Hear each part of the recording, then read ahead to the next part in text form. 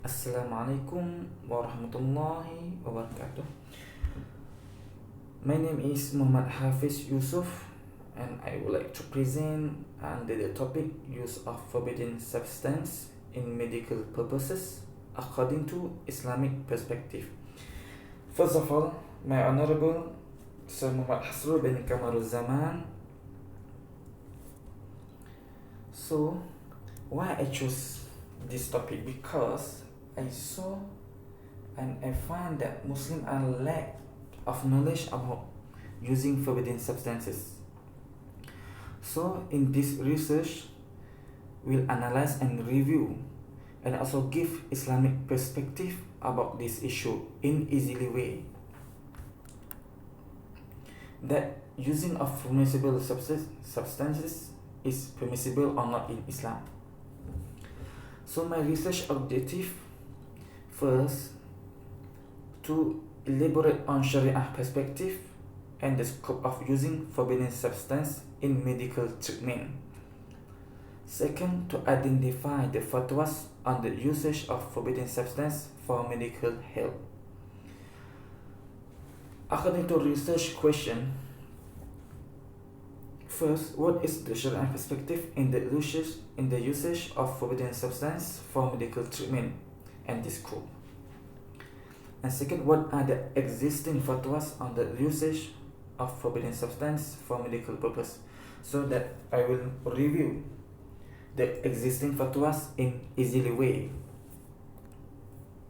So the significance of this study, because first, the disease nowadays is rising up and many new diseases according to daily people are sharing after technology has become the sixth fundamental of life.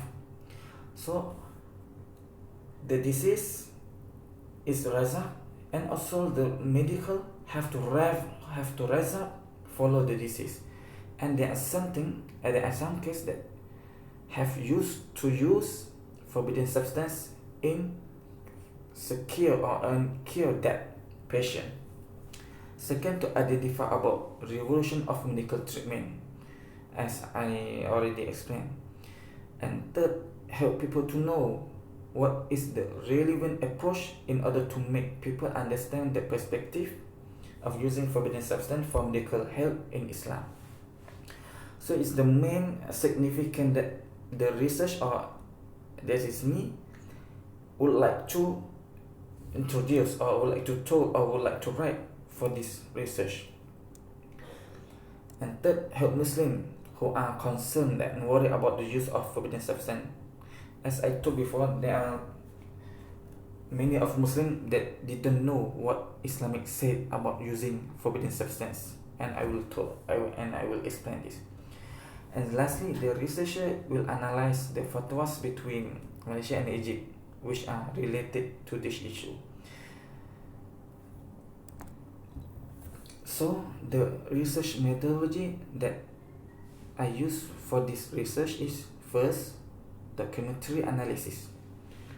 For the documentary analysis, I as a researcher will examine two fatwas, which is Malaysia and Egypt, about using of forbidden substance for medical purposes. And the fatwa were downloaded from the official website. So the reason why I choose Malaysia fatwa as a reference, because this research will write to Malaysian people and in East of Asia. And secondly, why I choose Egypt fatwa, because in the world many people are referred to Egypt fatwa, because the contemporary scholars have many in Egypt, so many people refer to. And second, library research. So the researcher also refer to Islamic book such as Halal and Haram of Sheikh Qardawi, and so on, and also the article that related to this issue. And thirdly, the researcher use analyze ways and will analyze or will review and will describe the important thing in the fatwas which are from Malaysia and Egypt, and what is different and what is the same from these two fatwa. So according to Islamic perspective, the use of forbidden substance is divided into two. Firstly, as usual, halal and haram, or permissible and prohibited. According to for those who say the using of forbidden substance is prohibited in Islam, and there are some reason that they have prohibited for the use of forbidden substance. Firstly, based on Prophet Muhammad SAW, he asked about using intoxicant for medical purposes, and he replied, "Is not medicine but ailment." And also stated in other hadith, which is Allah has sent down both the disease and the cure, and He has appointed a cure for every disease. So treat yourself medically, but use nothing unlawful. For this hadith, for these two hadiths, we can understand that every disease that Allah has sent down to me or has sent down to us in the world, there is a medicine that cure for that disease. So for this statement, they are not allowed people use of forbidden substance. And for those who are said prohibited of using forbidden substance is Hanafi, Maliki, Shafi'i and Hanbali.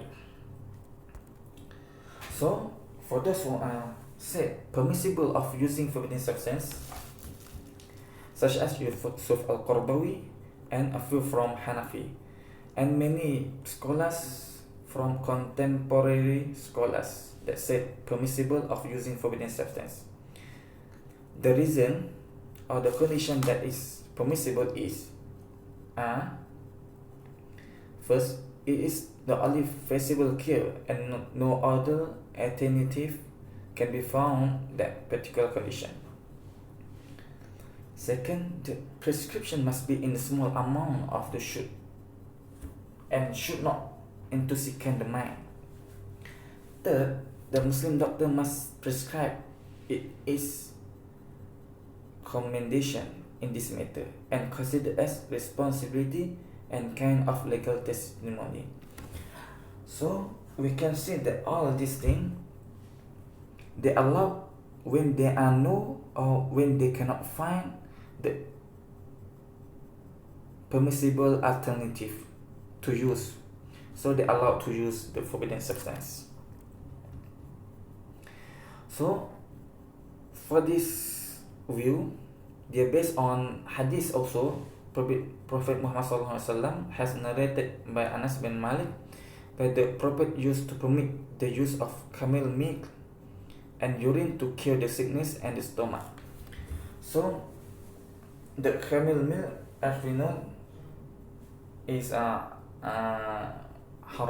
at firstly, and also cure is najis or is impure alternative. But Prophet also permit to use that. So it means if in another situation that have but forced to use this,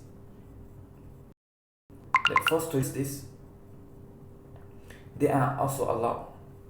And the strength and the gift strength by Yusuf al-Qardawi has also stated in his book, which is Halal and Haram, they emphasize and remind Muslim not to simplify the leniency given by Islamic law using emergency and as an excuse. They can use, but don't simplify to use them. And National Fatwa Council has been set the requirement of using haram substance. Firstly, must be in emergency occurring, or it's not something that is uncertain. Secondly, in emergency case that against in order or prohibition of Islamic law, or there is no requirement by the Islamic law to eliminate the haram except for things that is banned or prohibited. There is no permissible things that will cure for this disease, only forbidden substance. So contemporary scholar has allowed that. Second, effort have to make. We have to find first, we have to research first. If there is no, if the result is not allowed, if the result there is no alternative that halal for this, for cure for this disease, so Islam also permissible. And in situation that use of haram substance would like in necessity case.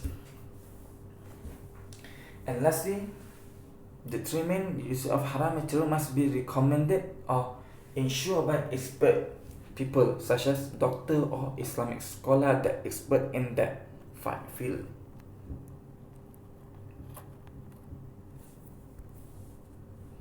So the concept of istihalah that used in this subject or used in this issue. First of all, I would like to explain what is istihalah. Istihalah defined as transform something to something, or transforms impure substance to pure substance. And it can happen in two ways, by nature and by chemistry. So there are two ways of scholar that said istihalah and said about istihalah.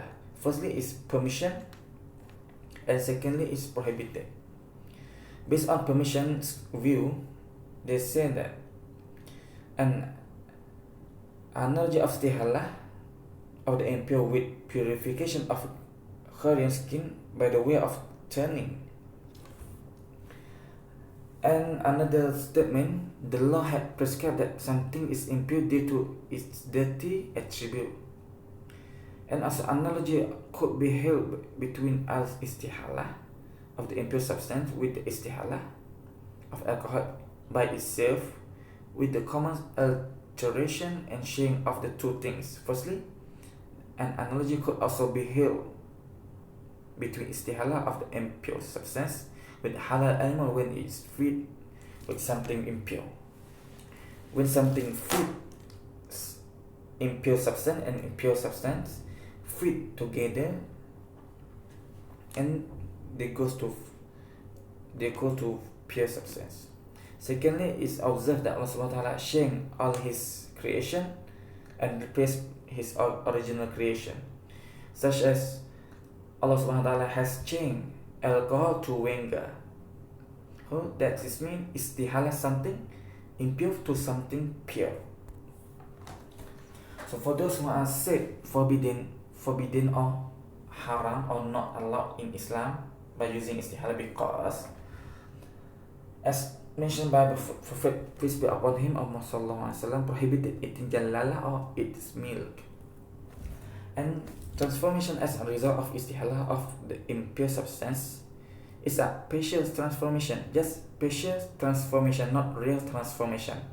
But the existing of impure is also exists at that thing, so not change anymore.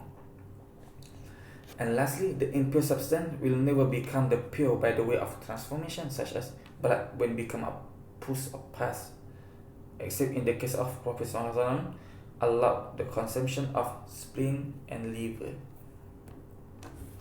And also the concept of darurah that using in this matter, for those who accept the use of forbidden substance, is also categorized as a darurah, and also istihalah that I have explained before. So darurah derived from Arabic word which is darara. Darurah is a situation where a person does not have any halal food or drink that can be consumed, and Islamic law has declared that only available one to him as haram. And also, according to Dr. Karim Zaidan has written in article, necessity is a compelling situation where one has to commit an illegal act. So, and also give strength by Ibn al-Arabi. He said, the one who is forced and compelled to do something which is he's able to do, so anyone who is acting unwillingly as a result of physical or mental impediment.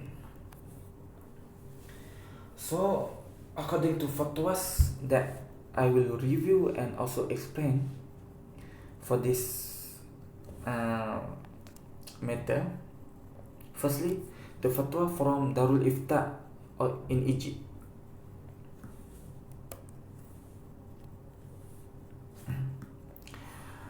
Their fatwas based on Hanafi scholar and also Shafi'i scholars, as stated by Dr. Abidin or Ibn Abidin. It is permissible for an ill person to drink urine, blood, or consume the meat of unslaughtered dead animal for medication. And also Al-Khatib Al-Sharbini also it is permissible to take anti-venom and the like of meat with alcohol which has become completely distinguishable, such as no color, taste, or the remain. And according to Dr. Al-Haytami, Ibn Hajar Al-Haytami also said, it is permissible to use alcohol which has become completely distinguishable with medicine for medication, similar to permissibility of ritually impure substance in their original form. So all of these scholars said is under the condition if a pure substitute is unavailable.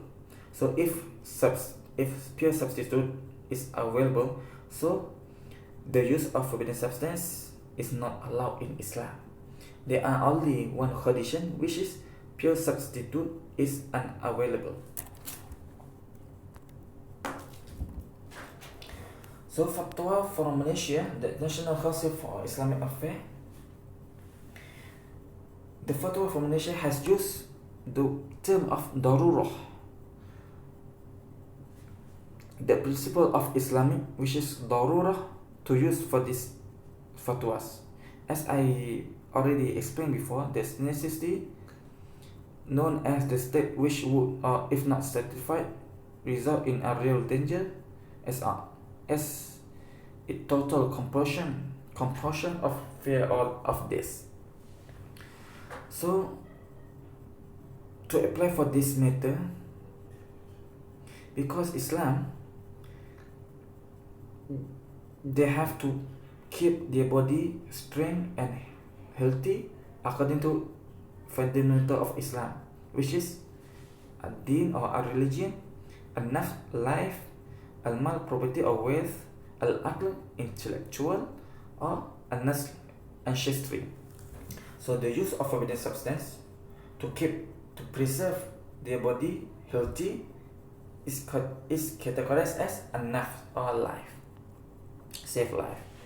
For example, using or eating forbidden substance thing to make body stay healthy or alive, such as eating crocodile to any emergency situation that they cannot find any food around them, is categorized as fundamental of self-preservation, because if they did not eating that crocodile, they will be die. So Islam not allowed to Muslim suicide themselves, so they allowed to eat crocodile. And also principle that used for Malaysian fatwa, which is when there is conflict between two things that can be cause damage to the human being, the greatest damage has to be taken into the account by committing the less damage. So the conflict is the process in which one party suggests that its interests are being opposed by another party. For example, or for instance, the patient are getting disease and the treatment method is taking medicine which contain poor or forbidden substances, or the animal not slaughtered in Islamic way. So Islam allow Muslims to take that disease to save their bodies or to save their life, because the conflict in this matter is death and forbidden substance. So in principle said, the greatest damage has to be taken. So to save his life, they forced to take forbidden substance. So in Islam allow Muslim to take forbidden substance to save their body and to save their life, or save preservation in fundamental of Islam, which is most important fundamental in Islam. So all of this, we can say that Muslims are not allowed for getting forbidden substance if the pure substitute is available at that time. If there is no pure substitute, so Muslims are allowed to take the forbidden substance based on fatwa from Malaysia and Egypt, and also some narrated from Anas bin Malik that Prophet Muhammad SAW allowed to use urine or camel milk to cure his stomach. So I hope all of watcher or reader can be understand the method of using forbidden substance according to Islamic perspective, and make more easily understand. If there is something wrong, that is from me. If something best, that is from Allah. And thank you for your watching. Assalamualaikum warahmatullahi wabarakatuh.